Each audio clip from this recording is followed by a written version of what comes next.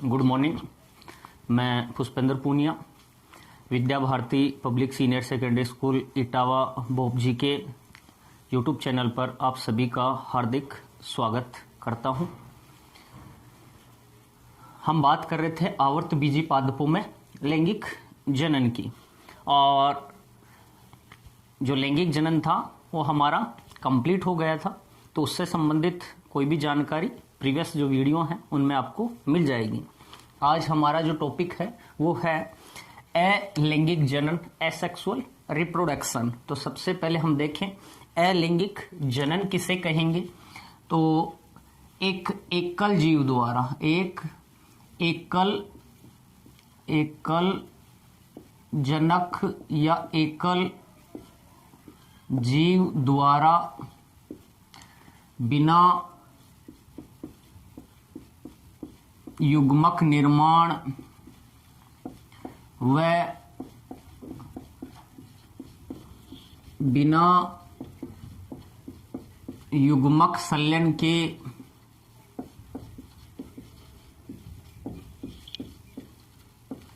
अपने समान संतान उत्पन्न करने की क्रिया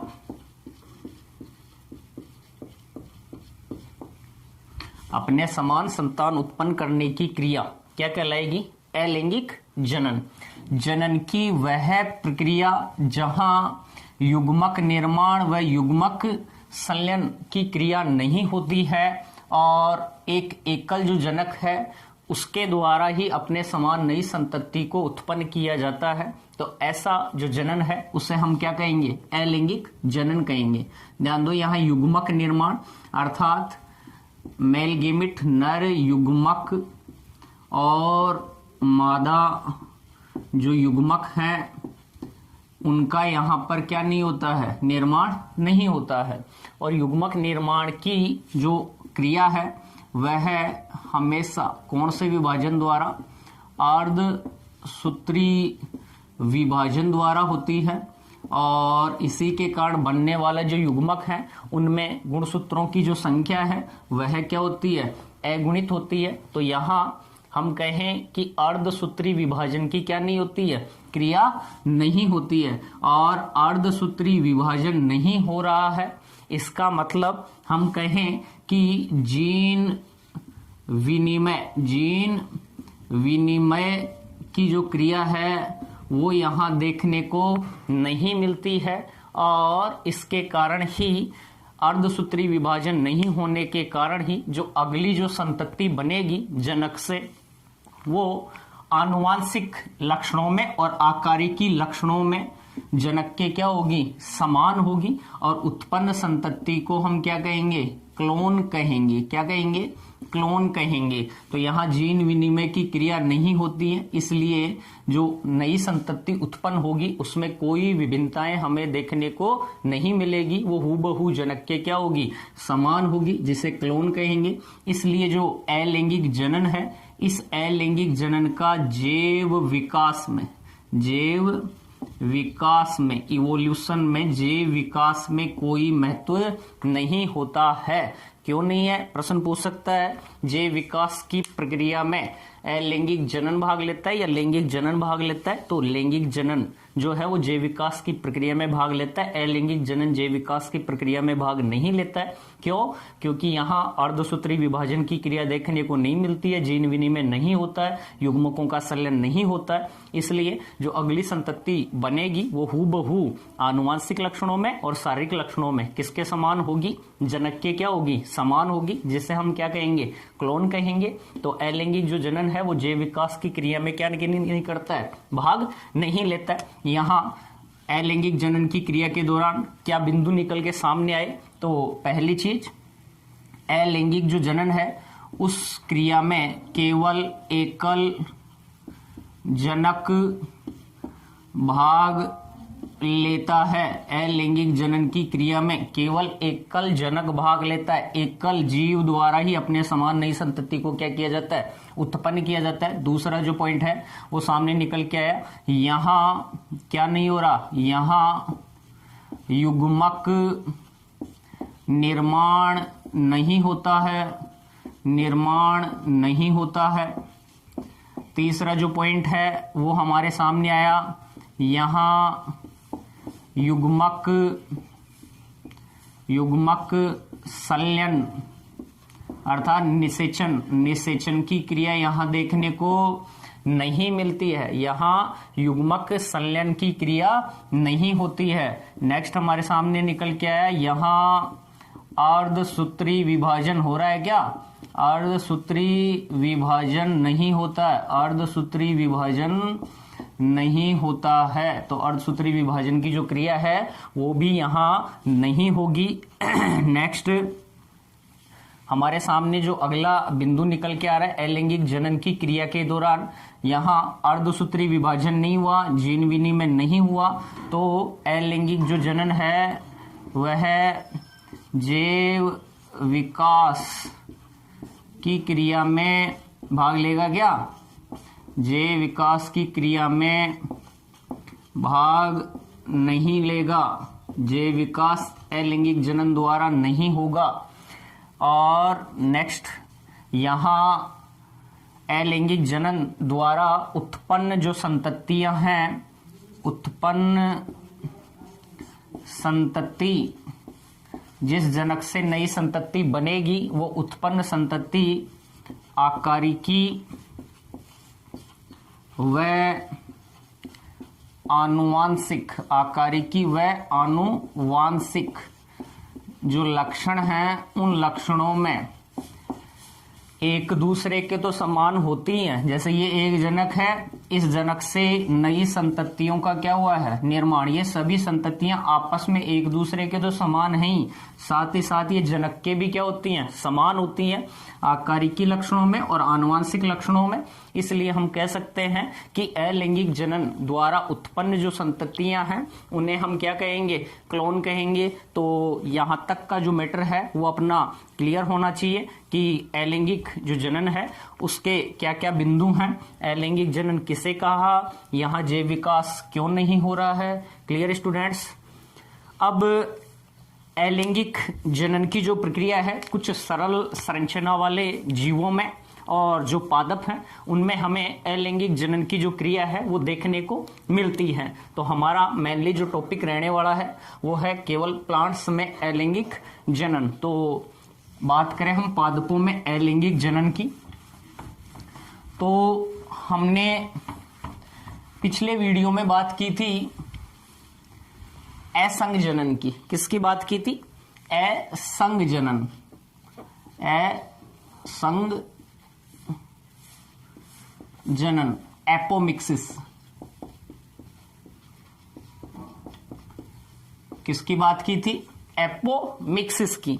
और एपोमिक्सिस की क्रिया में हमने पढ़ा था कि जो असंग जनन है अर्थात अलैंगिक जो जनन था उस अलैंगिक जनन को हम क्या कह सकते हैं? असंग जनन कह सकते हैं, क्योंकि यहां भी युग्मक निर्माण और युग्मक संलयन की क्या नहीं हो रही है? क्रिया नहीं हो रही है। तो असंग जो जनन था वो एक प्रकार का कैसा जनन है? अलैंगिक जनन की प्रक्रिया है, वहां हमने पढ़ा था। और इस असंग जनन के अंतर्गत हमने बात की थी कि यह कितने प्रकार का था। तो अलैंगिक जनन के दो प्रकार आपको बताए थे यहां। एक कहा था अनिषेक बीजता,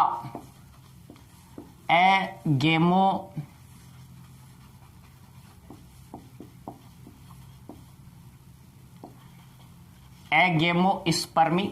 और दूसरा हमने बात की थी कायिक प्रवर्धन की। तो हमने अनिषेक बीजता की बात कर ली थी, एगेमोस्पर्मी की बात कर ली थी, जहां हमने पढ़ा था ए का मतलब होता है एब्सेंट, बिना। गेमो का मतलब होता है युग्मक, अर्थात यहां युग्मकों का क्या नहीं हो रहा? संलयन नहीं हो रहा। स्पर्म से मतलब है बीज, बिना निषेचन के ही बीज का क्या हो? निर्माण हो। तो वह क्या कहलाएगा? अनिषेक बीजता कहलाएगा। और इसमें हमने पढ़ा था अनावर्ती असंग जनन की, आवर्ती असंग जनन की बात की थी, और एक हमने बात की थी अपस्थानिक असंग जनन की। वो वहां तक का जो अपना टॉपिक था वो क्लियर था। आगे आज हम बात करेंगे कायिक प्रवर्धन की। वेजिटेटिव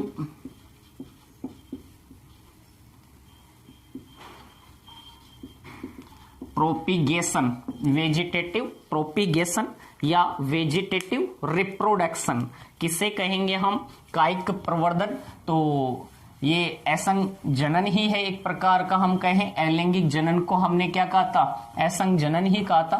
तो आज हमारा जो वीडियो रहने वाला है वो है कायिक प्रवर्धन, वेजिटेटिव रिप्रोडक्शन। कायिक प्रवर्धन किसे कहेंगे? तो पादपों में जो अलैंगिक जनन की जो प्रक्रिया है वह कायिक प्रवर्धन के द्वारा हम समझेंगे। कायिक प्रवर्धन किसे कहेंगे? देखो हम बात करें यहां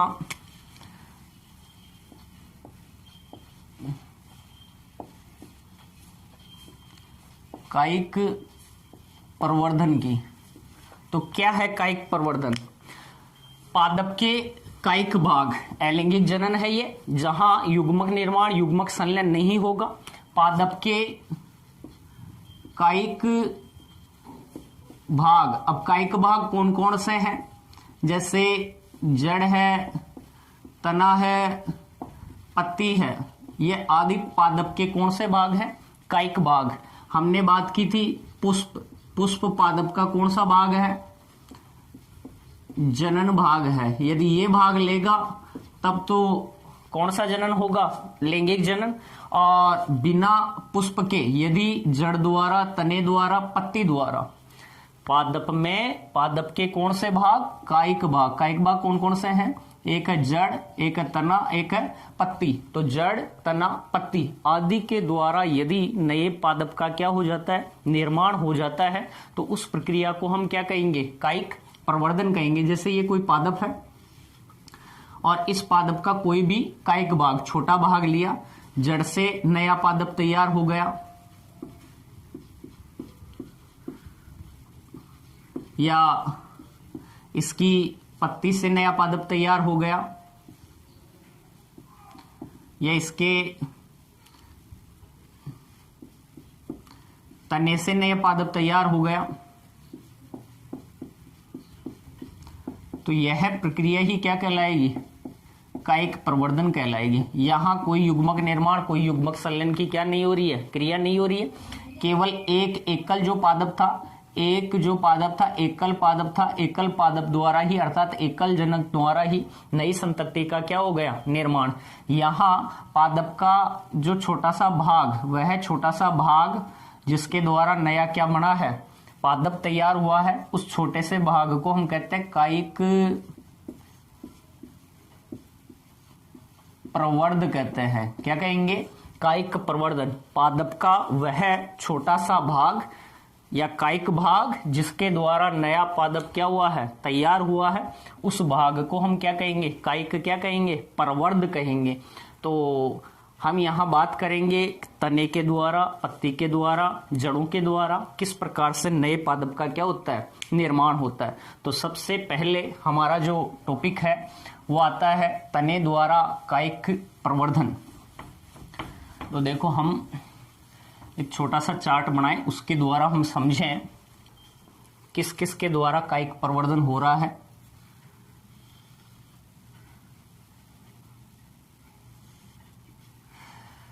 तो सबसे पहले तो हम बात करें किसके द्वारा? तने द्वारा कायिक प्रवर्धन। दूसरा है जड़ द्वारा। तीसरा है पत्ती द्वारा। और चौथा हमारा जो आता है वो आता है जननांगों द्वारा। पादप के कुछ जनन अंग होते हैं, वो कायिक प्रवर्धन में भाग लेते हैं, तो जननांगों द्वारा कायिक प्रवर्धन। सबसे पहले हम बात करेंगे तने द्वारा कायिक प्रवर्धन के। तो कुछ रूपांतरित तने होते हैं जो कायिक प्रवर्धन की क्रिया में भाग लेते हैं। जैसे सबसे पहले हम बात करें भूमिगत तने की। सबसे पहले आते हैं यहां भूमिगत तने। ये रूपांतरित तने हैं जो भोजन का संचय करके मांसल गुद्देदार मोटे हो जाते हैं और भूमि के कहाँ रहते हैं, अंदर पाए जाते हैं। एक जो तने आते हैं वो आते हैं अर्ध वायुवीय तने। तो इनसे किस प्रकार से नया पादप बनता है, तो भूमिगत जो तने हैं उनके अलग अलग हमें रूपांतरण देखने को मिलते हैं। जैसे एक आता है कंद, एक आता है प्रकंद, एक आता है सल्क कंद और एक आता है घन कंद। कंद का जो एग्जाम्पल की बात करें वो है आलू। प्रकंद के एग्जाम्पल की बात करें तो आता है अदरक, हल्दी, केला। ये प्रकंद हैं अर्थात रूपांतरित तने हैं। सल्क कंद की बात करें तो आता है प्याज और लहसुन। और घनकंद की बात करें तो इसमें आता है जमीकंद। कौन आएगा, जमीकंद। नेक्स्ट हम देखें अर्धवायुवीय तने। अर्धवायुवीय तने ऐसे रूपांतरित तने जो भूपृष्ठ के ऊपर या अंदर क्या करते हो, गति करते हो। अर्धवायुवीय, आधे भूमि में आधे वायु में उपस्थित हो, अर्धवायुवीय तने कहलाते हैं। जो निम्न है, पहला आता है ऊपरी भूस्तारी, दूसरा आता है अंतः भूस्तारी, तीसरा आता है भूस्तारी और चौथा आता है भूस्तारिका। चौथा आता है यहां भूस्तारिका। इनके एग्जाम्पल की हम बात करें तो सबसे पहले जैसे ऊपरी भूस्तारी की बात करें हम तो इसमें आएगा दूब, घास और खट्टी बूटी। नेक्स्ट हम पुदीना अंतः भूस्तारी में, और भूस्तारी में आता है स्ट्रॉबेरी या रसभरी, और भूस्तारिका के अंतर्गत आता है जल कुंभी। तो यहां से एक तो सीधा सीधा क्वेश्चन आ सकता है, आलू एक रूपांतरित है, खालिस्तान में दे दे कंद, प्रकंद, सल्ककंद, घनकंद, या ऑप्शन दे दे आलू किसको प्रदर्शित करता है, आलू जड़ है, तना है, पत्ती है, किसको प्रदर्शित करेगा। तो आलू जो है एक प्रकार का क्या है, तना है, और तने का जो ऐसा रूपांतरण है उसे हम क्या कहेंगे, कंद कहेंगे। क्या कहेंगे, कंद कहेंगे। देखो तने कहने के पीछे इनके क्या कारण हैं, इनको हम सबको तना क्यों कहेंगे, ये भूमि के अंदर हैं, फिर भी ये सब तने के क्या है, रूपांतरण है। देखो तने की एक विशेषता होती है, जो तना होता है उसमें पर्व संधि आदि पाई जाती है, और पर्व संधियों से अपस्थानिक क्या निकलती हैं, कलिकाएं आदि का क्या होता है, निर्माण होता है। तो इन सब में हम देखें पर्व संधियां स्पष्ट रूप से हमें देखने को मिलती है भूमिगत होते हुए भी। तो ये एक प्रकार के सभी जो हैं वो क्या हैं, तने हैं, और तने हैं तथा इनमें अलग अलग रूपांतरण हमें देखने को मिलता है। तो आलू एक प्रकार का तना है, कौन सा रूपांतरण? रूपांतरित जो तना है आलू का उसे हम क्या कहेंगे? कंद कहेंगे। इसी प्रकार अदरक है, हल्दी है, केला है, ये सब के सब क्या हैं? तने हैं। और किस प्रकार के हैं? प्रकंद हैं। प्याज और जो लहसुन है ये भी तने हैं और इनका रूपांतरित तना क्या कहलाएगा? सल्ककंद कहलाएगा। जो जमीकंद है वो भी एक प्रकार का तना है और इस प्रकार का जो तना है वो क्या कहलाएगा? इसका जो रूपांतरित तना है वो क्या कहलाएगा? घन कंद कहलाएगा। इसके अलावा हम देखें अर्धवायवीय जो तने हैं उनमें दूब घास है, तो दूब घास एक प्रकार का क्या है? तना है, जिसमें पर्व संधि आदि पाई जाती है। प्रत्येक पर्व संधि से अपस्थानिक क्या निकलती हैं? जड़ें। खट्टी बूटी है, ये भी एक प्रकार का क्या है? तना है। और इस प्रकार का जो तना है रूपांतरित उसे हम कहते हैं ऊपरी भूस्तारी। आगे बात करेंगे क्यों कह रहे हैं। पुदीना है, ये भी एक प्रकार का रूपांतरित तना है और किस प्रकार का रूपांतरण इसमें देखने को मिलता है? तो अंतः भूस्तारी। तो अंतः भूस्तारी प्रकार का रूपांतरण किसमें देखने को मिलेगा? तने में। नेक्स्ट हम बात करें स्ट्रॉबेरी, ये भूस्थारी प्रकार का रूपांतरण देखने को मिलता है। भूस्थारी प्रकार का तना है। जलकुंभी जो है वो भूस्थारी का है। तो सीधा सा इनमें से आपको डायरेक्टली क्या पूछ सकता है? एग्जाम्पल पूछ सकता है। इन सब की बात आगे करते हैं। फिलहाल हम इनको समझेंगे कि इनसे किस प्रकार से, इनके तनों से किस प्रकार से नया जो पादप है, नया जो पौधा है वो तैयार होता है बिना युग्मक निर्माण और बिना युग्मक संलयन के। देखो सबसे पहले हम लेते हैं आलू को। किसको लेते हैं? आलू को। ये हमारे पास कोई आलू है, ठीक है।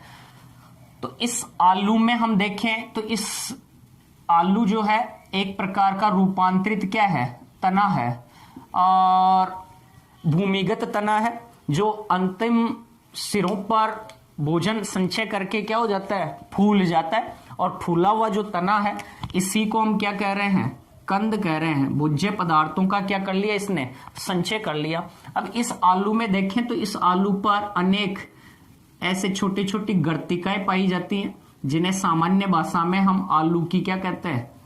आंख कहते हैं। क्या कहते हैं? आंख कहते हैं। इस आंख वाले भाग से अपस्थानिक क्या निकलती हैं? कलिकाएं निकलती हैं। अपस्थानिक क्या निकलती हैं?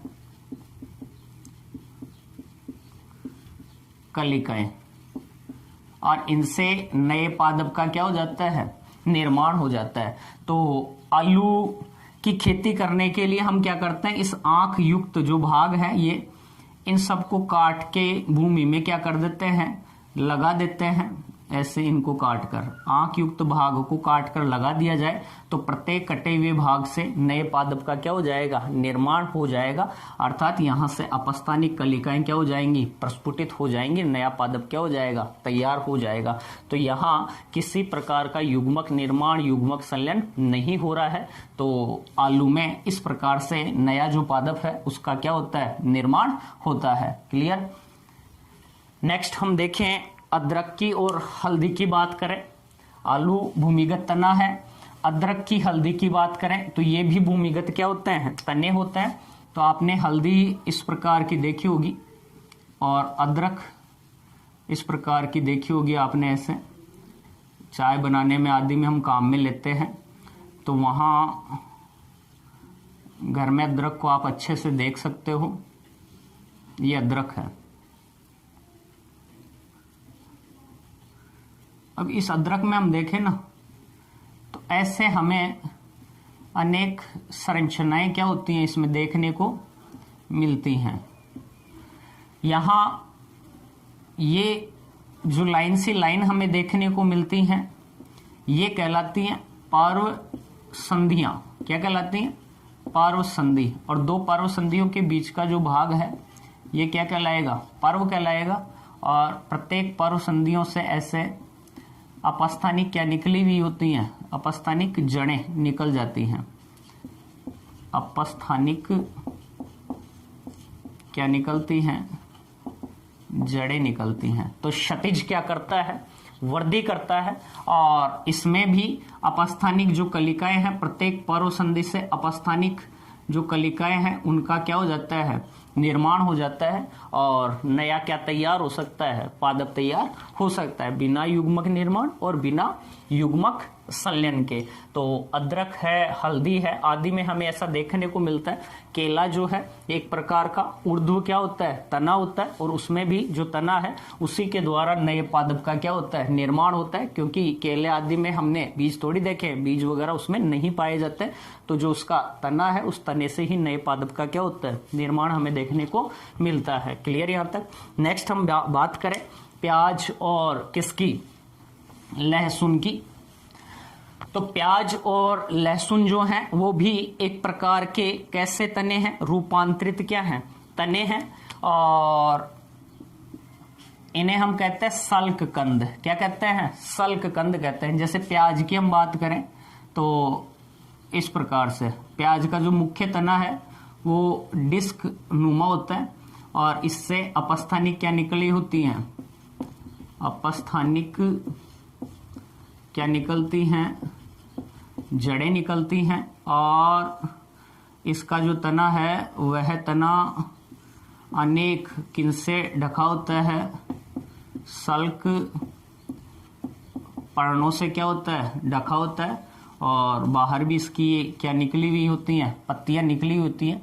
तो आलू का जो मुख्य तना है, मुख्य तना बहुत छोटा है, पतला है, डिस्क नुमा है, जिसके नीचे से अपस्थानिक जड़ें, और इसका जो तना है इसको घेरते हुए बहुत सारी सल्क क्या निकली हुई है, पर्ण निकली हुई है, जिनमें भोज्य पदार्थ का क्या किया जाता है, संचय किया जाता है। इसी प्रकार हम बात करें जैसे किसकी, लहसुन की। तो लहसुन में भी मुख्य जो तना है वो बहुत छोटा होता है, और इसमें भी इस प्रकार से खूब सारी हमें क्या दिखाई देती है, कलिकाएं क्या होती हैं, दिखाई देती हैं, और इन्हें पर्ण क्या कहते हैं, कलिकाएं कहते हैं। इन्हें तो कहते हैं सल्की, सल्क पर्ण कहेंगे। जो हमें लहसुन में सल्क पर्ण देखने को मिलते हैं उन्हें सल्की, सल्क पर्ण कहते हैं, और प्याज में इन्हें कहते हैं कुंचुकित, कुंचुकित सल्क क्या कहते हैं, पर्ण कहते हैं। और प्रत्येक सल्की सल्क पर्ण अर्थात एक जो हम इसकी लहसुन की बात करें तो लहसुन की एक कलिका या एक पोथी की बात करें तो उसमें कलिका समान संरचना है, और प्रत्येक पोथी को या कलिका को हम मिट्टी में यदि लगाते हैं तो ये अंकुरित होकर नए पादप का क्या कर लेती है, निर्माण कर लेती है। तो यहाँ भी बिना युग्मक निर्माण और बिना युग्मक संलयन के ही नए पादप का क्या किया जाता है, निर्माण किया जाता है। इसी प्रकार प्याज के अंतर्गत और लहसुन के अंतर्गत दोनों में सल्की सल्क कंद पाया जाता है, अर्थात भोजन का संचय करके इनकी जो सल्क पर्णे हैं वो भोज्य पदार्थों का क्या किए हुए हैं, संचय किए हुए हैं, और ये भूमि के कहाँ पाई जाती हैं, अंदर पाई जाती हैं। नेक्स्ट हम बात करें जमीकंद की।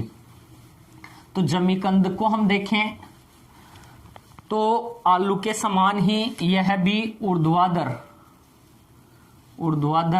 वृद्धि करने वाला, ऊर्ध्वाधर वृद्धि करने वाला क्या होता है, रूपांतरित क्या है, तना है, और इस पर भी हमें वर्ताकार पारोसंधियां पाई जाती हैं, और यहाँ से अपस्थानिक क्या निकलती, इनमें भी अपस्थानिक कलिकाएं निकलती हैं, और प्रत्येक अपस्थानिक कलिका प्रस्फुटित होकर नए पादप का क्या कर सकती है, निर्माण कर सकती है। किसमें, जमीकंद में। तो जमीकंद का जो तना है वो एक प्रकार का कैसा रूपांतरित तना है जिसे हम क्या कह रहे हैं, घनकंद कह रहे हैं। क्लियर यहाँ तक।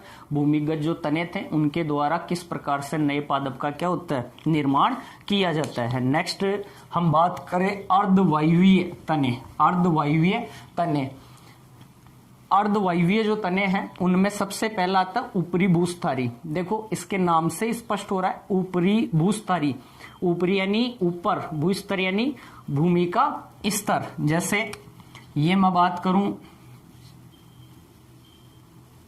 ये भूपृष्ठ है, भूस्तर है,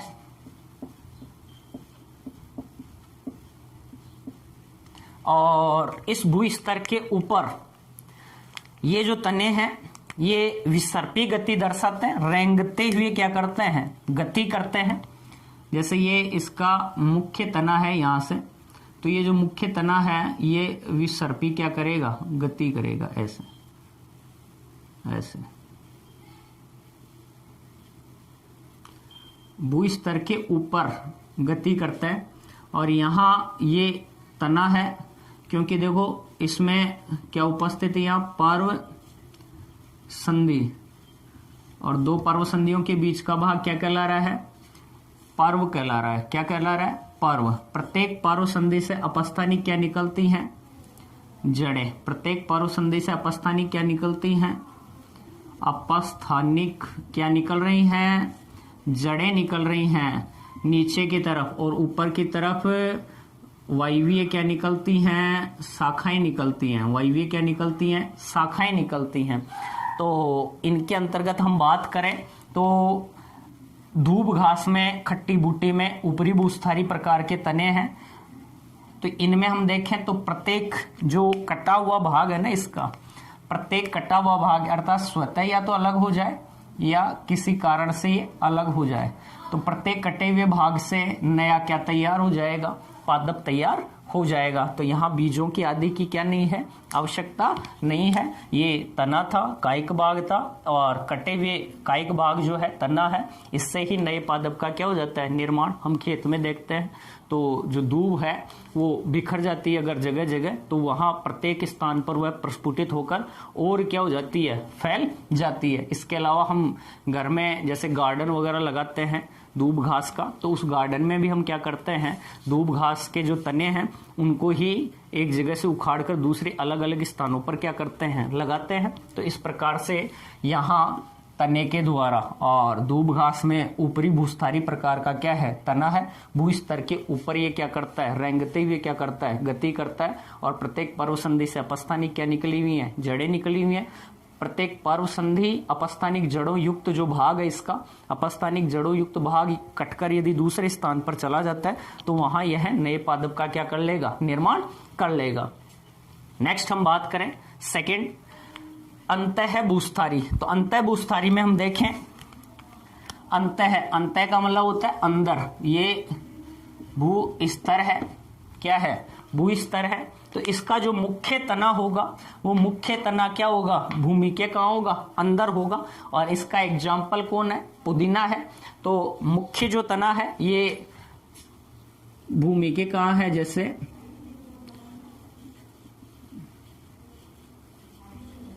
भूमि के कहाँ है, अंदर है। यहाँ अपस्थानिक क्या निकली हुई है, जड़ें। तो भूमि के अंदर ही इससे क्या निकलती हैं, शाखाएं निकलती हैं, और भूमि के अंदर ही ये क्या करती है, गति करती है। और अगली पर्व संधि वाले स्थान पर यहां से इससे वायवीय क्या निकल आएंगी, शाखाएं निकल आएंगी। वायवीय क्या निकल आएंगी, शाखाएं निकल आएंगी। यहाँ अपस्थानिक जड़ें, फिर यहाँ से ये अंदर ही अंदर भूमि के अंदर गति करेगा, और फिर यहाँ से वायवीय क्या निकल आएंगी, शाखाएं निकल आएंगी। तो ये है अपस्थानिक जड़ें। तो मुख्य जो तना है वो कैसा है, यहाँ पर भूमिगत है, और इसी से क्या निकल रही हैं, ये भूमि के अंदर ही क्या कर रहा है, वृद्धि कर रहा है। और अगली जो पर्व संधि होगी इससे अपस्थानिक जड़ें और वायवीय क्या निकल आएगी, शाखा निकल आएगी, नया पादप का क्या कर लेती है, निर्माण कर लेती है। तो पुदीना हम लगाए तो भूमिगत जो भाग है, भूमिगत जो तना है उसको उखाड़ कर, एक स्थान से उखाड़कर दूसरे स्थान पर क्या कर देते हैं, लगा देते हैं। तो वहां पर भी पुदीने का क्या हो जाएगा, नया पादप क्या हो जाएगा, तैयार हो जाएगा। तो ऐसे वृद्धि करता रहता है, और कुछ ही समय में जो पुदीना है बहुत क्षेत्र में क्या हो जाता है, फैल जाता है। तो इस प्रकार से यहाँ कायिक भाग तने के द्वारा ही नए पादप का क्या हुआ है, निर्माण हुआ है। किसमें, पुदीने में। तो जो मुख्य तना है वो भूमि के कहाँ है, अंदर है, इसलिए इसे हम क्या कह रहे हैं, अंतः भूस्थारी। क्या कह रहे हैं, अंतः भूस्थारी। नेक्स्ट हम बात करें भूस्थारी की। भूस्थारी में ये देखें, ये भूपृष्ठ है, भूस्तर है, और यहां क्या होता है कि ये इसका तना है, जैसे स्ट्रॉबेरी का पादप है, ये इससे अपस्थानिक क्या निकली हुई है, जड़ें निकली हुई हैं। तो यहाँ आधारीय भाग से वायवीय क्या निकलती है, शाखा निकलती है। जो कुछ दूरी तक वायु में क्या करती है, वृद्धि करती है और बाद में ये भूमिगत हो जाती है। यहाँ से अपस्थानिक जड़ें निकल आती हैं और यहाँ से नई शाखाओं का क्या हो जाता है, निर्माण, अर्थात नए पादप का क्या हो जाता है, निर्माण हो जाता है। तो स्ट्रॉबेरी में ऐसा देखने को मिलता है, अर्थात मुख्य तने के आधारीय भाग से वायवीय क्या निकली, शाखा, जो कुछ दूरी तक वायु में वृद्धि करती है और बाद में भूमिगत हो जाती है। यहाँ से अपस्थानिक क्या निकली, जड़ें, और नए पादप का क्या हो गया, वायवीय, ऊपर वायवीय क्या निकल गई, शाखा, तो नए पादप का क्या हो गया, निर्माण हो गया। किसमें ये देखने को मिलेगा, स्ट्रॉबेरी में हमें देखने को मिलेगा, रसबेरी में ये हमें देखने को मिलेगा। नेक्स्ट आता है भूस्थारी जलकुंभी। देखो भूस्थारी ऊपरी भूस्थारी के समान ही है, लेकिन ये भूपृष्ठ पर है और ये जलीय किस पर चल रही है, सतह पर, जल सतह पर। ये पानी है, ये पूरा का पूरा क्या है, जल है। तो किसके समान, ऊपरी भूस्थारी के समान, लेकिन ये क्या है, जो जल है, जल की सतह के ऊपर इसकी क्या होती है, वृद्धि होती है। और जैसे ये देखने को मिलेगा हमें जलकुंभी में, किस में देखने को मिलेगा, जलकुंभी में जो इसका तना है, एक पर्व वाला तना है, छोटा तना है, इस प्रकार से। तो यहां से ये नया शाखा या नया तना निकला और ये वृद्धि करेगा जल सतह के ऊपर। यहां पर इसकी पार्श्व संधि से नए पत्तियों का गुच्छा, या हम कहें नए तने का क्या हो जाएगा, निर्माण, और नीचे अपस्थानिक क्या निकल आएंगी, जड़ें निकल आएंगी। तो इस प्रकार से ये पूरी जो जल सतह है, उस जल सतह को क्या कर लेता है, ढक लेता है। इसका एनसीईआरटी में एक महत्वपूर्ण टॉपिक है जो जलकुंभी है, जलकुंभी। इस जलकुंभी को हम कहते हैं बंगाल का आतंक या जलाशय की महाविपत्ति या वाटर हायांसित, क्या कह रहे हैं, वाटर हायांसित कह रहे हैं। क्यों कह रहे हैं, यह एक जलीय क्या है, खरपतवार है। इस जलकुंभी को प्रारंभ में इसके सुंदर आकर्षक पुष्पों के कारण और पत्तियों के कारण इसको जलाशयों में लाकर क्या किया गया, बोया गया। लेकिन कुछ ही समय में इसने बहुत ज्यादा क्या कर ली, वृद्धि कर ली और पूरी जल सतह को क्या कर लिया, इसने ढक लिया। इसे बंगाल का आतंक या जलाशय की महाविपत्ति क्यों कहा, क्योंकि पूरी जल सतह को इसने क्या कर लिया, ढक लिया। और जल की जो ऑक्सीजन है, इसको ये क्या करती है, काम में लेती है, जिसके कारण जो अंदर जल है, इस जल में O2 की क्या हो जाती है, कमी। और अंदर रहने वाले जो जलीय जीव हैं, मछली आदि हैं, इनको ऑक्सीजन नहीं मिल पाती है और वो जलीय जीव ऑक्सीजन की अनुपस्थिति में उन जलीय जीवों की क्या हो जाती है, मृत्यु हो जाती है। इसलिए इसे बंगाल का आतंक, जलाशय की महाविपत्ति या वाटर हायांसित कहा जाता है। साथ ही साथ जो पूरे क्षेत्र में फैल गई, उसके कारण जो जलीय जहाज वगैरह हैं, उनके चलने में, उनके मार्ग आदि के अंतर्गत भी यह बाधा उत्पन्न करने का क्या करती है, कार्य करती है। क्लियर यहां तक। तो ये अपना तने द्वारा जो कायिक प्रवर्धन था वो कंप्लीट हुआ। उम्मीद है समझ में आया होगा। इनके चित्र बनाना चाहो तो आप नोट आउट कर लो।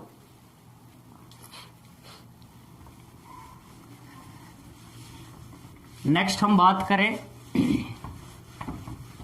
जड़ों द्वारा कायिक प्रवर्धन। किसकी बात करें, जड़ों द्वारा कायिक प्रवर्धन की। तो जो जड़ें हैं वो मुख्यतः दो प्रकार की हैं, मूसलामूल और अपस्थानिक मूल। मूसलामूल और अपस्थानिक मूल। मूसलामूल जिसमें प्राथमिक मूल स्पष्ट दिखाई देती हो और इसके पार्श्व से द्वितीयक तृतीयक क्या निकलती हो, जड़ें निकलती हो, वो प्राथमिक मूल स्पष्ट होने के कारण इसे क्या कहेंगे हम, मूसलामूल कहेंगे। इस प्रकार से और बाकी से प्राथमिक द्वितीयक तृतीयक क्या निकलती हों, जड़ें निकलती हों। ये लो। और अपस्थानिक मूल या रेशेदार मूल, ये अपस्थानिक मूल है। ठीक है, तो यहां इन सबसे क्या होता है, नए पादप का क्या हो सकता है, निर्माण हो सकता है। जैसे हम सबसे पहले बात करेंगे अपस्थानिक किसकी, मूल में बात कर, अपस्थानिक मूल मुसला मूल की बात करेंगे। और मुसला मूल द्वारा किसमें जो हमें कायिक प्रवर्धन की क्रिया देखने को मिलती है, तो हम कहें जैसे नीम है, नीम में, शीशम में, चमेली में आदि में हमें मुसला मूल द्वारा नए पादप का निर्माण होते हुए देख सकते हैं। इनमें क्या होता है, इनकी जो मुसला मूल है, इनकी जो शीर्ष है, उन शीर्ष पर कुछ अपस्थानिक क्या निकल आती है, अपस्थानिक क्या निकल आती हैं, जड़ें निकल आती है। और ये प्रस्फुटित होकर नए पादप का, ये अपस्थानिक जड़ें भूमि से बाहर आ जाती हैं और नए पादप का क्या कर लेती हैं, निर्माण कर लेती है। तो अपस्थानिक जो जड़ें हैं वो निकलती हैं और इन अपस्थानिक जड़ों से नए पादप का क्या हो जाएगा, निर्माण हो जाएगा। किनमें, इनमें। इसके अलावा हमें कुछ कंदिल मूल देखने को मिलती हैं। कंदिल मूल अर्थात भोजन संचय करने के कारण, भोजन संचय करके कुछ जो जड़ें हैं वो जड़ें क्या हो जाती हैं, फूल जाती हैं और क्या हो जाती हैं, मांसल हो जाती हैं। इन्हें हम कहते हैं कंदिल मूल। क्या कहेंगे, कंदिल मूल। जैसे हम बात करें शकरकंद की, किसकी बात करें, शकरकंद की और डहेलिया की, तो शकरकंद जो होती है उसकी कंदिल मूल आपने देखी है, शकरकंद, शकरकंद में कंदिल मूल आपने देखी है। इस प्रकार से इसकी कंदिल क्या पाई जाती है, मूल पाई जाती है। भोजन संचय करके इस जड़, ये जो जड़ है ये मांसल हो गई, मोटी हो गई, गुद्देदार हो गई और इसी को हम क्या कह रहे हैं, कंदिल मूल कह रहे हैं। और इस पर क्या होती हैं, अपस्थानिक क्या पाई जाती हैं, कलिकाएं, और ये प्रस्फुटित होकर नए पादप का क्या कर लेती हैं, निर्माण कर लेती हैं। जैसे हमें इसकी क्या लगानी हो, पौध तैयार करनी हो, तो हम क्या करते हैं, पुराना जो शकरकंद था उसकी जो छोटी शकरकंद है उनको रखना पड़ता है और उन्हें काट काट कर मिट्टी में क्या कर देते हैं, लगा देते हैं। तो नए जो पादप है उससे उसका क्या हो जाता है, निर्माण हो जाता है। अर्थात कलिकाओं वाले स्थान से पररोह का क्या हो जाएगा, निर्माण हो जाएगा, नया पादप का क्या हो जाएगा, निर्माण हो जाएगा। तो इस प्रकार से जड़ों द्वारा जो नया पादप है वो क्या किया जा सकता है, तैयार किया जा सकता है। तो यहाँ भी कोई युग्मक निर्माण, कोई युग्मक संलयन की क्या नहीं हो रही है, क्रिया। पत्तियों द्वारा कायिक प्रवर्धन, पत्तियों द्वारा कायिक प्रवर्धन। देखो पत्तियां जो हैं उनसे नए पादप का निर्माण होता है और इनके एग्जाम्पल हैं, एक तो ब्रायोफिलम,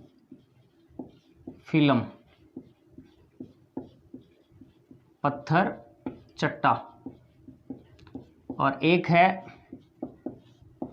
बिगोनिया।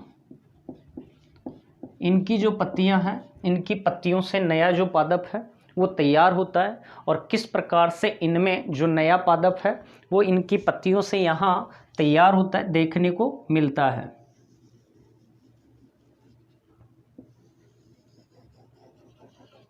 तो जैसे हम सबसे पहले यहाँ बात करें,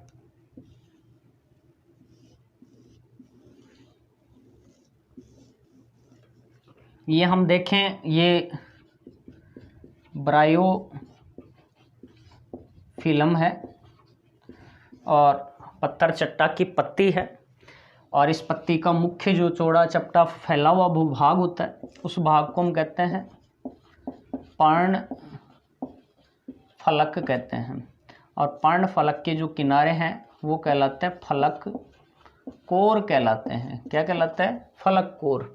इन फलक कोरों पर हम देखें तो ये जो फलक कोर होंगे अर्थात पत्ती के जो किनारे होंगे, इन किनारों पर अपस्थानिक क्या बनती हैं, कलिकाएं। ये अपस्थानिक क्या निकल रही हैं, कलिकाएं, जिन्हें हम कह सकते हैं पर्ण कलिकाएं, और इनसे अपस्थानिक क्या निकली हुई हैं,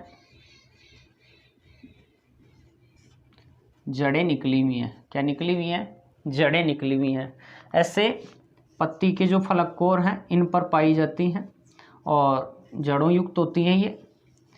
ये क्या करेंगी, जो मुख्य पत्ती है, इस मुख्य पत्ती से ये जो पर्णकलिकाएं हैं ये मृदा में गिर जाएंगी और मृदा में गिरकर ये अंकुरित होकर नए पादप का क्या कर लेंगी, निर्माण कर लेंगी। तो यहाँ कोई युग्मक निर्माण, कोई युग्मक संलयन जैसी क्रिया नहीं हो रही है। अर्थात पत्तर चट्टा में हम देखें तो जो पर्ण फलक है, उस पर्ण फलक का जो फलक कोर है, उस फलक कोर पर कुछ अपस्थानिक पर्णकलिकाएं पाई जाती हैं जिनसे अपस्थानिक जड़ें निकली हुई हैं, और ये जो पर्णकलिकाएं हैं मुख्य पत्ती से झड़कर अलग होकर नीचे गिर जाएंगी और अंकुरित होकर नए पादप का क्या कर लेंगी, निर्माण कर लेंगी। क्लियर?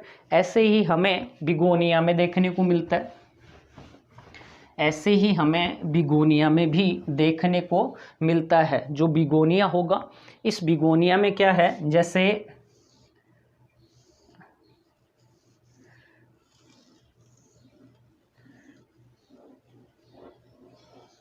ये जैसे बिगोनिया की पत्ती है,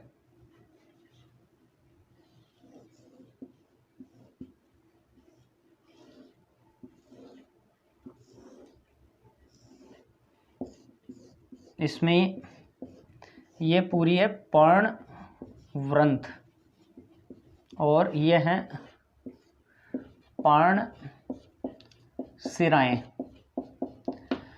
तो यहाँ बिगोनिया में क्या होगा, जो अपस्थानिक कलिकाएं बनेंगी वो अपस्थानिक कलिकाएं पर्णवृंत पर, अपस्थानिक कलिकाएं कहाँ बनेंगी, पर्णवृंत पर, या जो पर्ण सिराएं हैं इन पर्ण सिराओं पर अपस्थानिक कलिकाओं का क्या होगा, निर्माण होगा। अपस्थानिक कलिकाओं का क्या होगा, निर्माण होगा, और ये अलग होकर नीचे गिर जाएंगी और नए पादप का क्या कर लेंगी, निर्माण कर लेंगी। तो यहाँ तक क्लियर?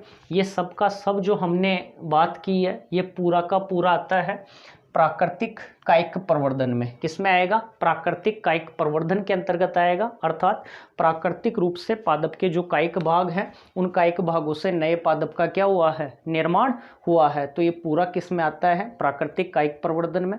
इससे नेक्स्ट जो वीडियो अपना रहने वाला है वो आएगा कृत्रिम कायिक प्रवर्धन से संबंधित, अर्थात मनुष्य के हस्तक्षेप द्वारा, मानव हस्तक्षेप द्वारा पादप के कायिक भागों से नया जो पादप है वो किस प्रकार से तैयार होता है। तो ये सब का सब तो था प्राकृतिक कायिक प्रवर्धन में। तो क्लियर, समझ में आया होगा। थैंक्स सभी को, जय हिंद।